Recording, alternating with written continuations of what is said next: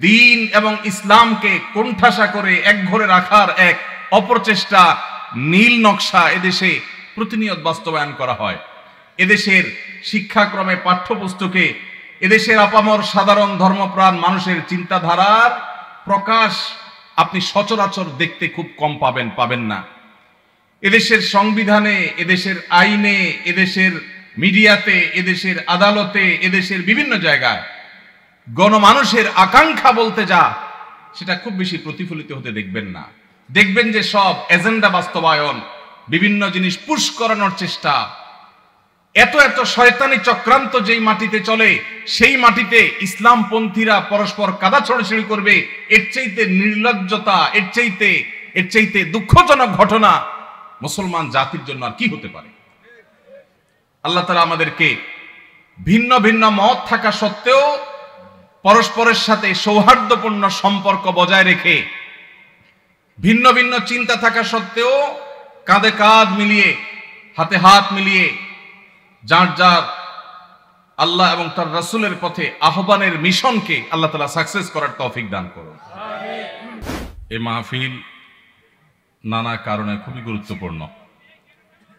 আমার জন্য অবশ্য এই মাহফিলটি ওয়াদা রক্ষার মাহফিল। বছরে আরো কয়েকটা মাহফিল আছে যেগুলা আগে কোনো সময় ওয়াদা করা হয়েছিল। এই এলাকার কৃতি সন্তান হাসান ভাই সৌদি আরবের খাবার খেপসা রান্না করে, কোন ফাঁকে খেপসা খাওয়ায়া ওয়াদা নিছে, এখন বলে আপনি ওয়াদা করছেন। এখন কখন আমি ওই তার খেপসা খাওয়া ওয়াদা করে ফেলছি নাকি, এখন নাকি আসতে হবে। এটা ওয়াদা রক্ষার মাহফিল। যে সমস্ত ভাইদের মাহফিলের দাওয়াত নিতে পারছি না, আমি মাহফিলের ফিল্ডে যাই না, তাদের কাছে এই প্রশ্নের জবাব। আরো কয়েকটা মাহফিল আছে, খুবই হাতে গোনা 2-4-5টা হয়তো বা 2-3টা হয়তো, সব মিলিয়ে এগুলো সবগুলো কোনো সময় ওয়াদা করা হয়েছিল। সে ওয়াদা রক্ষার জন্য শুধুমাত্র আশা। এটা সোয়ালের মোকাদ্দারের জবাব, যাদের মাহফিল নিয়ে প্রশ্ন আছে সেগুলোর জবাব দেওয়া। ঢলিপাড়া ঐক্য পরিষদ আয়োজিত আজকের এই মাহফিলের কয়েকটা সুন্দর দিক আছে। এর মধ্যে একটা হলো, এখানে মাশাআল্লাহ কোনো প্রধান আলোচক, প্রধান অতিথি, প্রধান মেহমান, প্রধান আর কি হইতে পারে, সবাই প্রধান না বললে সবাই নাখুশ হয়। এখানে এরকম প্রধান আর অপ্রধান নাই, এখানে সম্মানিত আলোচক বৃন্দের নাম আছে। এটা একটা ভালো দৃষ্টান্ত। যারা মাহফিল করি তারা আদর্শ পোস্টার, আদর্শ ব্যানার করার ক্ষেত্রে এই দৃষ্টান্তটা স্থাপন করতে পারি। দ্বিতীয়ত, এখানে নামের শেষে মাশাআল্লাহ অতিরঞ্জন 3 লাইন 4 লাইন পর্যন্ত লকব আর টাইটেল লেখার যে হিড়িক, সেটা এখানে দেখা যাচ্ছে না। সংক্ষিপ্ত পরিচয়, মাশাআল্লাহ, এটা আরেকটা ভালো দৃষ্টান্ত। আরেকটা দৃষ্টান্ত হলো, এখানে রীতিমতো কে কখন বক্তব্য রাখবেন টাইম দেওয়া আছে। শেখ সাইফুল্লাহ আল মামুন বাদেশা, উনি বাদেশাই শুরু করেছেন আলহামদুলিল্লাহ। শেখ আব্দুল মোহাম্মদ সাইফুল্লাহ, তার সময় রাত 8 ঘটিকা, বোধহয় 20-30 মিনিট লেট হয়েছে মাত্র। আমার সময় 9টা 20 ঘটিকা লেখা, সেখানে 40, 20, 25, 30-এ আমি স্টেজে চলে আসছি আলহামদুলিল্লাহ, এবং 5-7 মিনিটের মধ্যে আমি বসে গেছি চেয়ারে। তো এই যে টাইম লিখে দেওয়া, সময় মতো সব শুরু করা, পোস্টারে অতিরঞ্জন নামের শেষে না থাকা, সব প্রধানের হিড়িক যেটা দৃষ্টিকটু, যেটা এখলাস না থাকার দলিল, সেটা এখানে নাই আলহামদুলিল্লাহ। তো আমি আশা করব এই সুন্দর উদাহরণগুলো অন্যান্য যে সমস্ত ওয়াজ মাহফিলের আয়োজক ভাইরা আছেন তারা এগুলোকে মেনে চলবেন, আমল করবেন। আল্লাহ আমাদেরকে তৌফিক দান করুন। সম্মানিত ভাইরা, আপনাদের যেসব প্রশ্ন আমার কাছে আসছে, আপনারা অনেকে অনেক প্রশ্ন দিয়েছেন মাশাআল্লাহ। যতটুকু সম্ভব আমরা উত্তর দেওয়ার চেষ্টা করব। গভীর রাত পর্যন্ত আলোচনা আমরা করব না। আমি একটু জানতে চাচ্ছি, মাইক কত দূরে লাগানো আছে ভাই? মাহফিলের মাইক কত দূরে লাগানো আছে? গ্রামের ভিতরে। যদি বাহিরের মাইকের ভলিউম খুব বেশি হাই থাকে তাহলে একটু কমায় দেওয়ার সুযোগ থাকলে কমায় দেন মেহেরবানি করে। বিশেষ করে কারোর অস্বস্তির কারণ হতে পারে এরকম যদি আওয়াজ থাকে, আওয়াজটা একটু কমায় দিলে ভালো হয়। যদি বাহিরের মাইক, এখানকার না, প্যান্ডেলেরটা যা আছে তা থাকো। মাশাআল্লাহ। জি ভাই, যেসব প্রশ্ন আসছে আমরা এগুলোর উত্তরের ফাঁকে ফাঁকে ইনশাল্লাহ কিছু কথা বলে ফেলবো। ডাক্তার সাহেব যে ওয়াজ করছেন, আমি আশা করছি উনি একটা ওয়াজ করবেন, সেটা হলো স্বাস্থ্য সচেতনতার জন্য কিছু ওয়াজ। আপনাদের ওয়াজ মাহফিলগুলোতে 2-4-5 মিনিট কথা বলা দরকার। আপনারা যদি আমাদের ওয়াজ করেন আমরা কি করব? আপনি আপনার ওয়াজ করবেন, কারণ ঘরে ঘরে মানুষ স্বাস্থ্য সম্পর্কে অসচেতন থাকার কারণে নানাবিধ রোগ ব্যাধি হচ্ছে। এখন আপনারা তো ফি না দিলে কথা বলেন না, মাহফিলে এসে মাঝে মধ্যে একটু ফাও কথা বলে যাবেন, বিনা পয়সা মাঝে মধ্যে ফাও কথা বলে যাবেন। মাশাআল্লাহ, ডাক্তার সাহেব মাশাআল্লাহ খুবই পরোপকারী একজন মানুষ, ভালো মানুষ মাশাআল্লাহ। আল্লাহ তাআলা তার দিনের জন্য কবুল করুন। জি ভাই, প্রথম প্রশ্ন, বর্তমান সময়ে আলেমদের মধ্যে কাদা ছড়াছড়ি বেশি চলছে, আমাদের করণীয় কি? কোন হুজুর আবার কাদা মারল? শীতকালে কাদা পাবে কোথায় এখন ভাইয়া? তো ভাইরা, ওলামায়ে কেরামের মধ্যে মত পার্থক্য থাকবে, এটা স্বাভাবিক। মতের ভিন্নতা থাকবে, এটা কি স্বাভাবিক না অস্বাভাবিক? শুধু ওলামায়ে কেরাম কেন, আমাদের নিজেদের মধ্যে মতের ভিন্নতা আছে না নাই? আছে।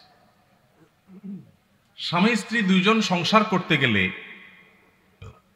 হাজারো বার একজন আরেকজনকে ভালোবাসি ভালোবাসি জিকির করতে করতে মুখে ফেনা তোলার পরও দেখা যায় হঠাৎ করে ইউক্রেন রাশিয়ার মতো যুদ্ধ বেঁধে যায়।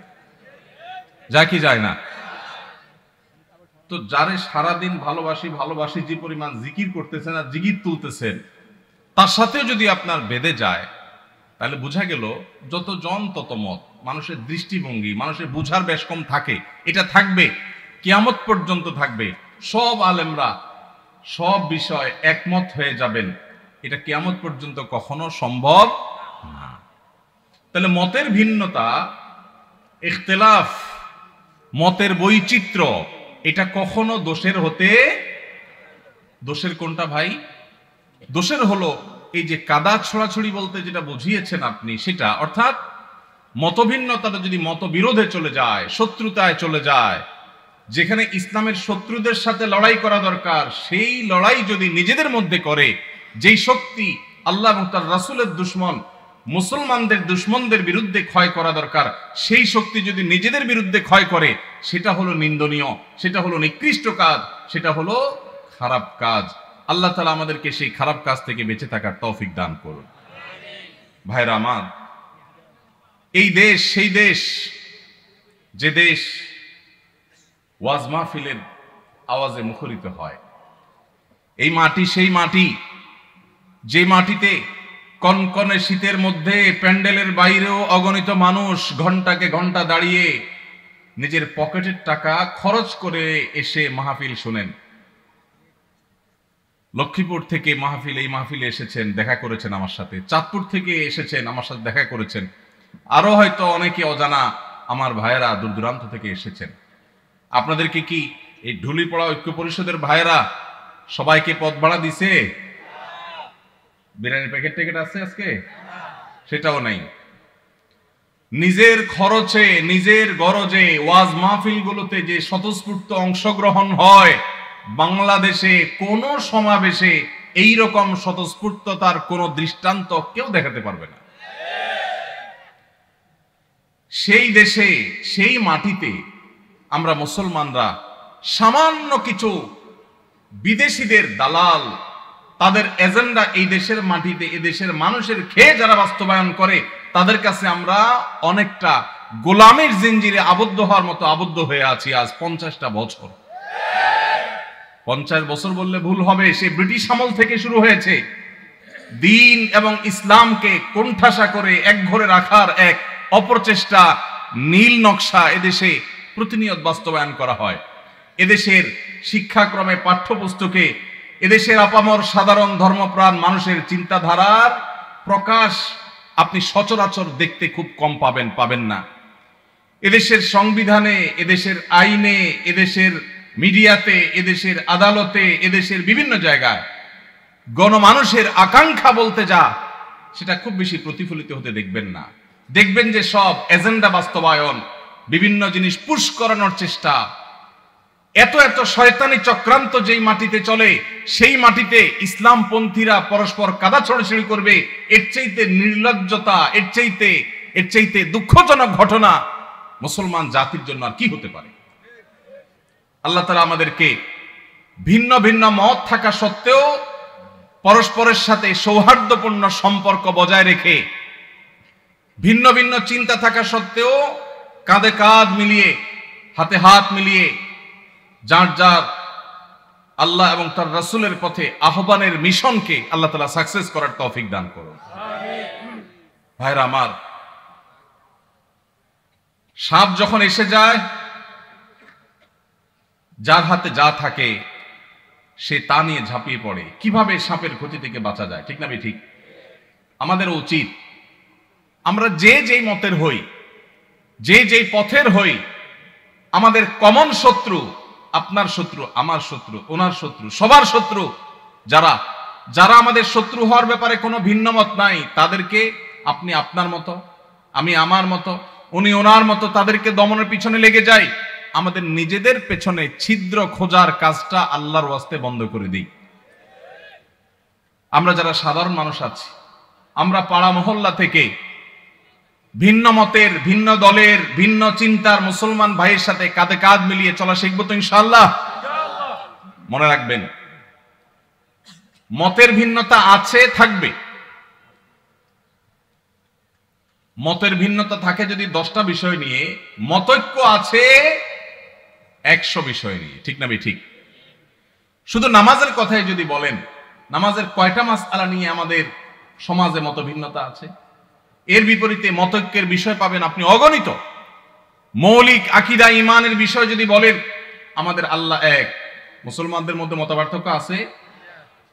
অনেকে শুধু মত পার্থক্য দেখে সকাল বিকাল, সারাদিন শুধু দেখে যে হুজুরদের এত মত পার্থক্য। আমি কত মত পার্থক্য? কি দেখেন আপনি এত? আমি তো দেখি না। নামাজ 5 ওয়াক্ত, এটা ইসলামের কি মেইন গুরুত্বপূর্ণ বিষয় না খুচরা বিষয়? সবচেয়ে গুরুত্বপূর্ণ বিষয়, তাই না? 5 ওয়াক্ত নামাজ 6 ওয়াক্ত না 4 ওয়াক্ত না, এই ব্যাপারে কোনো আলেমের, কোনো হুজুরের কোনো ভিন্নমত আছে? তাহলে আমাদের আল্লাহ এক, এটা নিয়ে কোনো ভিন্নমত নাই। আমাদের নামাজ 5 ওয়াক্ত, এটা নিয়ে কোনো ভিন্নমত নাই। ইসলামের রোকন 5টা, ভিন্নমত নাই। আমাদের হজ করতে হবে বাইতুল্লাহ গিয়া, অন্য কোথাও না, ভিন্নমত নাই। রমজান মাসে রোজা রাখতে হবে, ভিন্নমত নাই। বাবা মার সদাচরণ করতে হবে, ভিন্নমত নাই। আমাদের রাসূল এক, সেটা নিয়েও ভিন্নমত নাই। আমাদের মৌলিক যত জায়গা আছে, মেইন যত জায়গা আছে, তার সবগুলোতে আপনি দেখবেন কোনো ভিন্নমত নাই। শাখাগত বিষয়ে ভিন্নমত তো স্বামী স্ত্রীর মধ্যেও হয়, ভাই ভাইও হয়, বাপ ছেলেও হয়, পার্টনারেও হয়। তাহলে এই বিষয়ে আমাদের ভিন্নমত থাকবে, এটাই স্বাভাবিক। এই ভিন্নমত থাকা সত্ত্বেও আপনি এক পথে গেলে মনে করছেন ইসলামের লাভ হবে, আরেকজন মনে করছে আরেক পথে গেলে ইসলামের লাভ হবে, আমি মনে করছি আরেকটা পথে গেলে ইসলামের লাভ হবে। আমাদের নিজেদের মধ্যে কামড়াকামড়ির দরকার নাই। পথ কি আমারটা ভালো না আপনারটা ভালো, এটা নিয়ে গন্ডগোলের দরকার নাই। আপনি আপনার পথে, উনি ওনার পথে, আমি আমার পথে, দ্বীনের কল্যাণে, ইসলামের কল্যাণে কাজ করি। পারলে আমার ভিন্ন মতের ভাই, তারও যেহেতু উদ্দেশ্য ভালো, তাকে সহযোগিতা করি। সেটুকু যদি কলিজায় না দেয়, অন্তত আল্লাহর হস্তে ঠেলাঠেলি, খোঁচাখুচি বন্ধ করি। আপনারা যারা আজকের মাহফিলে এসেছেন, আপনাদের কাছে আমার উদাত্ত আহ্বান, এটা আপনার মহল্লার মসজিদ থেকে শুরু হতে হবে। ভিন্ন মতের মুসলমানের সাথে মুস্কি হাসি দিয়ে সালাম দেওয়া অভ্যাস করবেন। সম্ভব হলে বাসায় দাওয়াত করবেন, চেষ্টা করবেন তো ইনশাআল্লাহ। ভিন্ন মতের মুসলমানদের বাসায় দাওয়াত দিয়ে খাওয়াইলে সওয়াব হবে না গুনাহ হবে? কি বলেন ভাই, গুনাহ হবে? ভাই মদিনা শরীফ থেকে, মসজিদে নববীর সোহবতে থেকে, মদিনা ইসলামী বিশ্ববিদ্যালয় থেকে পড়াশোনা করে অনার্স মাস্টার্স করে আসছেন। সৌদি আরবে দায়ী ছিলেন, ঢাকা ইউনিভার্সিটিতে পড়াশোনা করেছেন, অনেক যোগ্য মানুষ। ভাই, অন্য মতের আহলে কেবলা, আহলে সুন্নাত জামাতের শামিল ভাইকে দাওয়াত দিয়ে খাওয়াইলে, এমনকি যদি অন্য মতেরও হয়, রাসূল আকরাম সাল্লাল্লাহু আলাইহি সাল্লাম যদি অমুসলমানকে খাওয়ান, তো আমরা ভিন্ন মতের মুসলমানরে খাওয়াইলে সওয়াব হবে না গুনাহ হবে? ভাই কি একমত? সওয়াব হবে তো? আলহামদুলিল্লাহ। এখানকার সব হুজুররা একমত। আপনার পারেন হুজুরদের মধ্যে কোনো মিল নাই, মত পার্থক্য শুধু। কই মত পার্থক্য? আমরা 3 হুজুর একমত হয়ে গেছে আলহামদুলিল্লাহ। আমি আশা করি দেশে কোনো হুজুরের ভিন্ন মত নাই। এখন আমার প্রশ্ন, আপনি একজন তবলিগ জামাত করেন, আপনি জামাত ইসলামের এক ভাইকে, চরনা বিশ্বাস মরিদ এক ভাইকে, আহলে হাদিস এক ভাইকে আপনার বাসায় শুধু আপনার মুসলমান ভাই হিসাবে দাওয়াত দিয়া খাওয়াইছেন। এই ঘটনাগুলো আমাদের দেশে বেশি হয় না কম হয়? কম হয় মানে সচরাচর খুব একটা দেখাই যায় না। আহা, আমাদের কলিজাগুলোকে একটু বড় করতে হবে যদি আমরা আল্লাহকে খুশি করতে চাই। আল্লাহ আমাদেরকে তৌফিক দান করুন। ওলামা একরামের মধ্যে মতভিন্নতা এটা অনেক সময় আমরা বাড়াই, অনেক সময় আমাদের এই ক্যামেরা হুজুররা বাড়ায়। ক্যামেরা হুজুররা অহেতুক মিথ্যা ভুয়া থাম্বনেল দিয়া একজনের পিছনে একজনকে লাগাই দেওয়া হয়।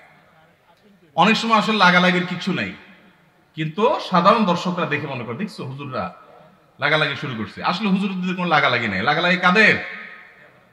ক্যামেরাম্যান ভাইদের। আল্লাহ আমাদের ক্যামেরাম্যান ভাইদেরকে হেদায়েত দান করুক, ইউটিউবার ভাইদেরকে আল্লাহ হেদায়েত দান করুক। সামান্য ভিউ কামানোর জন্য যারা আল্লাহর দ্বীনের ক্ষতি করছেন, যারা উলামা ইকরামের মধ্যকার সম্পর্ক নষ্ট করছেন, তারা আল্লাহকে ভয় করেন। এই টাকা জাহান্নামের আগুন হয়ে আপনাদেরকে স্পর্শ করবে। এমনি ক্যামেরা সেট করা নিয়ে আপনারা এদের উপরে খেপা আছেন, এখন তাদের বিরুদ্ধে ওয়াজ গেছে। আমি তো তাদের নিরাপত্তা নিয়ে আশঙ্কা আছে। আল্লাহ তাআলা আমাদের ভাইদেরকে হেদায়েত দান করুন। ভাইরা আমার, সিরিয়াস ইস্যু। যারা ইউটিউবাররা আছেন, ওয়াজ মাহফিলের ভিডিওগুলো আপনারা রেকর্ড করেন, ছাড়েন, আল্লাহর হস্তে ভুলভাল ফালতু থাম্বনেল দিবেন না। এমন মিথ্যা থাম্বনেল দেখা যায় এটার কথা ভিতরে কিছুই নেই। অনেক সাদামাটা মানুষ আছে, বুঝে না। তো ওলামা ইকরামের মধ্যে দূরত্ব সৃষ্টি করার ক্ষেত্রে এসব কাজের ভূমিকা আছে। আমরা যারা সাধারণ মানুষ আছি, আমাদের কাজ কি? আমাদের কাজ হলো অন্তর থেকে সব মুসলমানকে ভালোবাসবো। চেষ্টা করা যাবে না ইনশাআল্লাহ? আমি আমার কাজ করব, ভালোবাসবো সবাইকে। কাজ আমি যেটাকে সঠিক মনে করছি সেটাই করব, কিন্তু আমার ভালোবাসা হবে সব মুসলমানকে। ঠিক আছে না ইনশাআল্লাহ? সব আহলে কিবলাকে, সব আহলে সুন্নাল জামাতকে। আল্লাহ তাআলা আমাদের সবার দিলগুলোকে বড় করার তৌফিক নসিব করুন। আলহামদুলিল্লাহ, ওলামা ইকরাম যুগের চ্যালেঞ্জ উপলব্ধি করতে সক্ষম হচ্ছেন। আমরা দেখতে পাচ্ছি চতুর্দিকে আলহামদুলিল্লাহ ভিন্ন ভিন্ন মতের ওলামা ইকরাম একই মঞ্চে আলোচনা করছেন, উঠছেন, দেখা সাক্ষাৎ হচ্ছে। এটা একটা ভালো ইন্ডিকেটর, এটা ভালো আলামত। আমরাও মহল্লা মহল্লায় চর্চা শুরু করব। আমি যেটা বলেছিলাম, ভিন্ন মতের ভাইকে দাওয়াত দিয়ে খাওয়াবেন, তার বাসায় যাবেন, তার প্রতি সহমর্মী হবেন, তার জন্য দোয়া করবেন, তার ছেলেমেয়ের জন্য দোয়া করবেন। এর মাধ্যমে নিজেদের মধ্যে সম্প্রীতি এবং সৌহার্দ্য বাড়বে। আল্লাহ আমাদেরকে তৌফিক দান করুন। এরপরে প্রশ্ন, আজকাল হাই ভলিউমে গান শোনাটা ফ্যাশনে পরিণত হয়েছে, এটা থেকে কিভাবে পরিত্রাণ পেতে পারি আমরা? ভাইরা আমার, হাই ভলিউমে যারা গান শুনে, তারা আসলে কি গান শুনে না শোনায়? নিজে শুনতে হলে তো খুব বেশি হাই ভলিউমে গান শোনার দরকার নেই।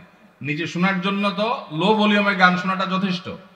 যারা গান শুনতে চায়, মানুষ আছে একজন বা দুইজন এক জায়গায়, কিন্তু ফুল ভলিউম দিয়ে যখন ঝাঁকানাকা গান শুনছে, পুরো এলাকা কাঁপতেছে মাটি সহ, তারা কি নিজেরা আসলে গান শুনছে না শোনাচ্ছে? এজন্য প্রশ্নকর্তা ভাই যে ফ্যাশন লিখেছেন, খুব যথার্থ লিখেছেন। এটা যতটা না গান শোনা, ততটা তার চেয়ে বেশি ফ্যাশন। এটা হলো একটা অনাচার, একটা জুলুম, এটা হলো একটা অসভ্যতামূলক আচরণ। এটা কোনো সভ্য ভদ্র সমাজের কোনো মানুষের, ভদ্র মানুষের, ভালো মানুষের কোনো আচরণ হতে পারে না। আমি সব সময় এটার বিরুদ্ধে কথা বলার চেষ্টা করি। আমাদেরকে একটা বিপ্লব করতে হবে, সেটা হলো শব্দ সন্ত্রাসের বিরুদ্ধে বিপ্লব। অনেকেই দেখা যায় বিয়ে, গায়ে হলুদ, গায়ে মরিচ, আকিকা, নানান অনুষ্ঠানের নামে হাই ভলিউমে ডেক্সেট ভাড়া করে গান শুনছে। এখন আমার প্রশ্ন হলো, আপনার মনে অনেক খুশি, আপনি লাফাচ্ছেন গানের তালে তালে, ভালো কথা, হতে পারে, এটা আপনার ব্যাপার, ভালো কথা বলতে এটা আপনার ব্যাপার। কিন্তু আরেকজন হয়তো অনেক মনে কষ্টে আছে, তার অনেক চিন্তা দুশ্চিন্তা, কোনো কারণে পেরেশানি, হয়তো অসুস্থ বাবাকে নিয়ে বসে আছে, কিন্তু পুরো এলাকাকে আপনি প্রকম্পিত করছেন বাজ বিচার করা ছাড়া। তাহলে যে বেদনায় আছে তার বেদনাটা আপনার গানের আওয়াজে আরো বাড়াই দিবে। এটা কোনো ন্যূনতম কমন সেন্স আর মানুষের কাজ হতে পারে? কিন্তু দুঃখ লাগে যখন দেখি আমাদের অনেক স্কুল কলেজ পড়ুয়া, বিশ্ববিদ্যালয় পড়ুয়া, শিক্ষিত যুবকেরা এই কাজটা করে। এটা তো একজন শিক্ষিত মানুষ দ্বারা কখনো হতে পারে না, যে আমি উচ্চ ভলিউমে হাই ভলিউমে গানের আওয়াজে আশপাশে মানুষকে অতিষ্ঠ করব, মানুষ কষ্ট পাবে, মোবাইলে কথাটা পর্যন্ত বলতে পারবে না। এটা কোন সভ্য সমাজে গ্রহণযোগ্য হতে পারে না। ভাইরা আমার, যাদের বিয়েতে হাই ভলিউমে গানের আওয়াজ বাজায় তাদের অনেককে বলতে শোনা যায় যে আসলে আমি নিজেও এগুলো পছন্দ করি না। তাহলে কেন হয়? ভাতিজা ভাগিনারা, ছোট ভাইরা একটু তারা চায়, শখ করছে ওরা। ভাতিজা ভাগিনারা কি করছে? শখ করছে। বিয়ে করবেন জীবনে একবার না দুইবার? একবার। কাদের কাদের দুইবার করার নিয়ত আছে হাত তোলেন। মাশাআল্লাহ, ঘুমিয়েছিল এরা মনে হয়। ঠিক আছে ভাই,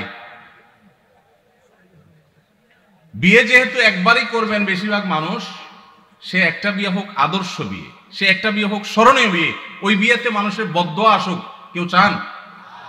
তাহলে ভাতিজা ভাগিনা কেন, আরো কেউ যদি বলে, ছোট ভাইরাও যদি বলে, তাহলে সেই অনাচার আমরা করতে দেব না ইনশাআল্লাহ। ভাইরা আমার, এমনকি ওয়াজ মাহফিলের যে মাইক, এই মাইকগুলো কন্ট্রোলে যেন থাকে, এগুলো যেন নিয়ন্ত্রণে থাকে। আমরা সবসময় বলি, আমি বরাবরের মতো আহ্বান করি, আমি কেন, অন্যান্য আলেমরাও সবসময় বলেন যে ওয়াজ মাহফিলের মাইক যেন মানুষের বিরক্তির কারণ না হয়। শহরে এটা খুব বেশি নিয়ন্ত্রণ জরুরি। গ্রামে যেখানে মাহফিল হয়, পুরো গ্রামের মানুষ মাহফিল শোনার জন্য প্রস্তুত থাকে। দূর দূরান্ত থেকে নায়ুরীরা বাপের বাড়ি বেড়াইতে আসে, যখন মাহফিল হয় সবাই প্রস্তুত থাকে। তারপরও মাইকের আওয়াজটা যেন কারোর মোবাইলে কথা বলা অসম্ভব হয়ে যায়, এই পর্যায়ে যেন না থাকে। ভলিউমটা যেন নিয়ন্ত্রণে থাকে, অন্তত যেগুলো প্যান্ডেলের বাইরে থাকবে যতটা সম্ভব। এবং গভীর রাত পর্যন্ত অন্য ধর্মের মানুষের, অসুস্থ রোগীদের, সকালবেলা স্কুলগামী বাচ্চাদের, মাদ্রাসাগামী বাচ্চাদের বা যাদের ডিউটি আছে তাদের জন্য কষ্টের কারণ না হয়। আল্লাহ আমাদের সবাইকে দায়িত্বশীল আচরণ করার তৌফিক নসিব করুন। এরকম হাই ভলিউমে যখন গানের আওয়াজ হবে, আমি আপনাদের সবার কাছে উদাত্ত আহ্বান রাখতে চাই, পাড়ায় মহল্লায়, গাড়িতে বাড়িতে, যেখানে দেখবেন যে হাই ভলিউমে কোনো গানের আওয়াজ দিয়ে মানুষকে অতিষ্ঠ করা হয়, কয়েকজন মানুষ মিলে গিয়ে সেই গান শোনা ভাইদের পিঠে হাতটা রেখে তাদেরকে স্নেহের পরশ দিয়ে বোঝাবেন, আমার আনন্দ যদি আরেকজনের বেদনার কারণ হয়, এটা কখনো সভ্য মানুষের আচরণ হতে পারে না। তাদের অনেকের সেন্স নেই। আমরা যদি কয়েকজন গিয়ে তাদেরকে বুঝাই, তাহলে আশা করা যায় এটা বন্ধ হবে ইনশাআল্লাহ। সবার চেষ্টা করবো তো ইনশাআল্লাহ। আমার জীবনে আমি বহুবার এই কাজটা করেছি, আল্লাহ আমাকে তৌফিক দিয়েছেন। বহুবার গভীর রাতে আওয়াজ শোনা যাচ্ছে গানের, আমি একা নেমে গেছি। এমনও হয়েছে গিয়ে যারা গানের আওয়াজে সবাইকে অতিষ্ঠ করছে তাদের হাতে পায়ে ধরে সেটা থামিয়েছি। আমরা যদি সবাই জাগ্রত হই, সবাই যদি দাঁড়িয়ে যাই, তাহলে এই অনাচার করা মানুষের সংখ্যা সমাজে হাতে গোনা কিছু, ইনশাআল্লাহ এই অনাচার বন্ধ হয়ে যাবে। ঠিক কিনা বলেন? অতএব বিয়ে, বিনোদন, ধর্ম, রাজনীতি, যে নামেই হোক, মানুষকে অতিষ্ঠ করে, মানুষের কষ্টের কারণ হয়, সেরকম কোন শব্দ, সেরকম কোন উচ্চ শব্দের আওয়াজ, এটা কোনোভাবেই গ্রহণযোগ্য হতে পারে। সবাই আমরা সমাজে জাগ্রত হব তো ইনশাআল্লাহ। মসজিদে মসজিদে আমাদের যুবকদের কাজ হবে, এই এলাকায় কোন প্রকার শব্দ সন্ত্রাস কেউ করলে আমরা সেটাকে থামাবার উদ্যোগ নেব। চেষ্টা করা যাবে না ইনশাআল্লাহ? আমি কাউকে আইন হাতে তুলে নিতে বলছি না, কিন্তু আমাদের সবাইকে দায়িত্বশীল আচরণ করতে হবে, সৎ কাজের আদেশ, অসৎ কাজের বাধা প্রদান করতে হবে ইনশাআল্লাহ।